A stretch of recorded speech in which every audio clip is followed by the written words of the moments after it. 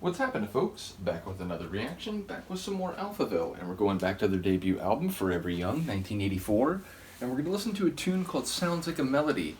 Now, I admit, I don't normally do this, but that phrase sounded really familiar, and I was thinking it was a cover. For some reason, I was like, wait, isn't that another group's song? So I looked it up online, but it's not. It seems like it's an Alphaville original.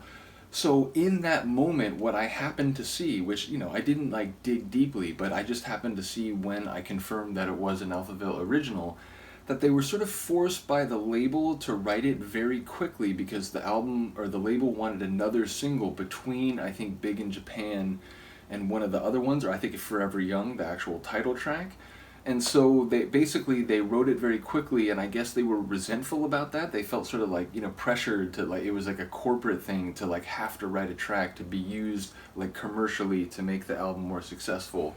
So my understanding in the little blurb that I read is that for a while they didn't like playing this. They sort of refused to include it in their live shows. So I'm intrigued by that. Ultimately, we'll see what the Sonics sound like. I've enjoyed everything that I've heard from them so far, and a couple of the tracks in particular, the title track and also Big in Japan. But pretty much everything I've been very excited by. So we'll see if this is the same thing, and if that's the case, it'll be one of those man, it's interesting they chose not to play this. So yeah, we'll see what it sounds like. But this is Alphaville, Sounds Like a Melody from their 1984 album Forever Young. Oh.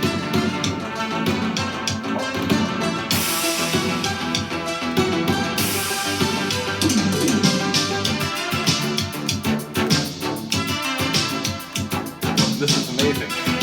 They didn't like this?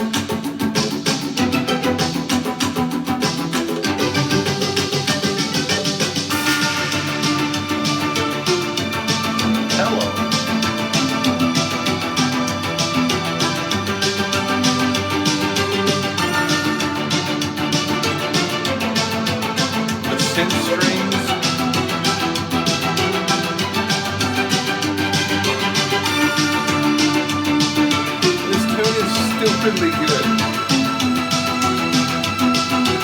Tension string. Oh.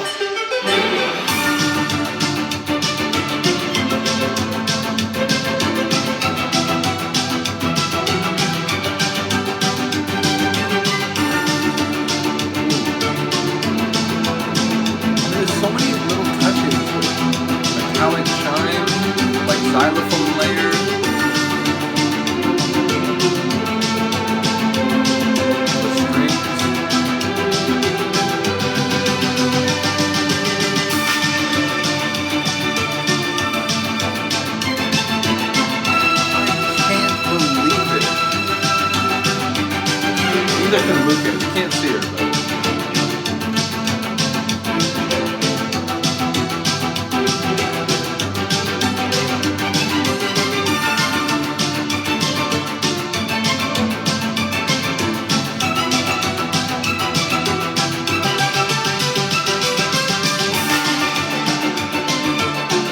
This tune never stops, like, amazing me. It's just like.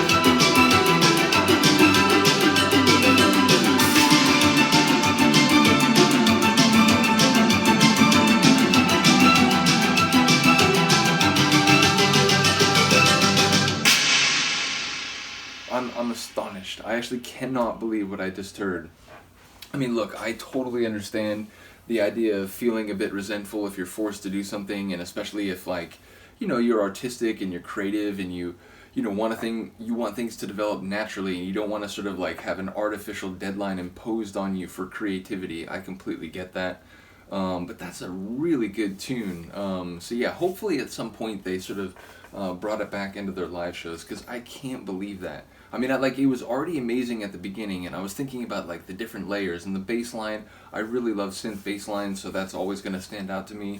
But then the strings came in, and the sort of like dramatic intensity of the tune kept growing, and then it went double time, and it was like, the last few minutes, the instrumental bit, I just cannot believe how amazing that was. So I'm babbling like a fool, clearly, but that's what happens when I listen to really good music for the first time. So yeah, really interesting legacy. Like, I'm sort of glad I read that. Again, I don't usually do that, and I don't plan on doing that for future songs. But for whatever reason, I thought it was a cover. I thought I had heard that phrase before. Maybe I just heard of that song without really having context for who Alphaville was. I think that might be it. But yeah, I'm sort of glad I did, because like, I went into it thinking like, wow, maybe it won't have as dynamic a sound as some of the other tunes. They were forced to write it so quickly, but it was anything but. She's literally like attacking me like around the chair.